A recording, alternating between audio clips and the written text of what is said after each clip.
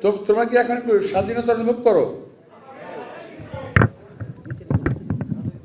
এই স্বাধীনতার জন্যে, কথা বলার জন্যে, কথা বলার অধিকারের জন্যে আমরা দেশনেত্রী বেগম খালেদা জিয়া সহ বিএনপির এবং বাংলাদেশ জাতীয়তাবাদী দলের সর্বস্তরের কর্মীরা 17টা বছর রাস্তায় আমরা প্যারেড করেছি, আমরা আন্দোলন করেছি, আমরা মিছিল করেছি, আমরা জেলে গিয়েছি।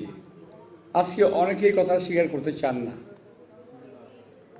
ওনারা মনে করেন যে একদিনেই, এক মাসেই এই স্বাধীনতা অর্জন হয়ে গেছে। অনেকে 71 সালের স্বাধীনতাকে স্বীকার করতে চান না। আমি বলি, যারা 71-এর স্বাধীনতাকে মানতে চান না কিংবা স্বীকার করতে চান না, তারা রাজাকারের দল ছাড়া আর কিছুই নয়। আপনারা আমার কথা বুঝতে পারছেন না? আমি জানি না। একমাত্র রাজাকাররা, পাকিস্তানপন্থীরা স্বাধীনতা যুদ্ধকে স্বীকার করে নাই। তারা এখন বলতে চায় ওই স্বাধীনতা না, দ্বিতীয় স্বাধীনতা হয়েছে।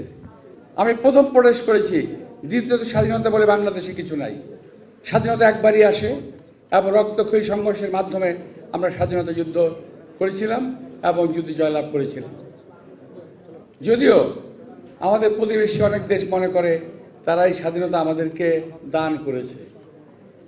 আমরা বলতে চাই, আজকে যে প্রজন্ম, তোমরা হয়তো জানো না, এই স্বাধীনতা অর্জন করতে আমাদের বহু রক্ত, বহু মানের ইজ্জতের বিনিময়ে আমাদের স্বাধীনতা অর্জিত হয়েছে।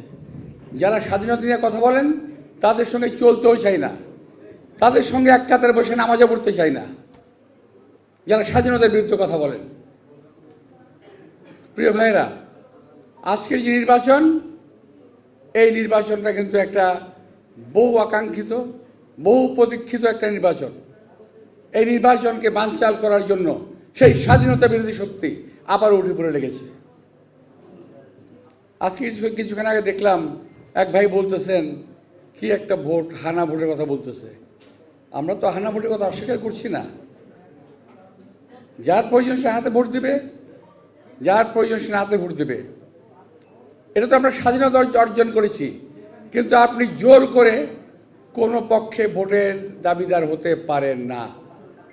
এই কথাটা মানুষকে সবাইকে মানতে হবে। আর একদল ছেলে বাড়ি বেরিয়েছে এবং এরা, যেমন আমরা আজকে মাওলানা ভাসানীর কথা স্মরণ করি, আমরা শেরে বাংলার কথা স্মরণ করি, আমরা শহীদ রাষ্ট্রপতি জিয়া রহমানের কথা স্মরণ করি, কারণ ওনারা আমাদের পথের দিশারি ছিলেন। আর আজকের জেনারেশনকে ধ্বংস করার জন্য একদল ছেলেপেলে বেরিয়েছে, যারা বেয়াদবের জন্ম দিচ্ছে সারা বাংলাদেশে, যারা মিথ্যার ব্যবসায়ী করে, যারা মিথ্যা কথা বলে, মিথ্যা ইতিহাস বলে, মিথ্যা শিখায়। অন্য কথায় তারা বাংলাদেশের ইতিহাসই জানে না।